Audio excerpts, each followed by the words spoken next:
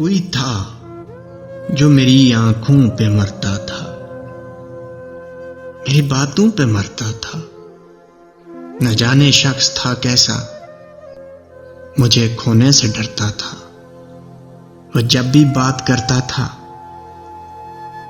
यही हर बार कहता था, सुनो, अगर मैं भूल जाऊं तो, अगर मैं रूठ जाऊं तो, कभी वापस ना आऊं तो, भुला पाओगे सब कुछ क्या? यूं ही हंसते रहोगे क्या? यूं ही सजते रहोगे क्या? यही बातें थी बस उसकी, यही यादें थी बस उसकी। मुझे मालूम है बस इतना, मुझे वो प्यार करता था, मुझे खोने से डरता था। कोई था जो मेरी बातों पे मरता था, कोई था।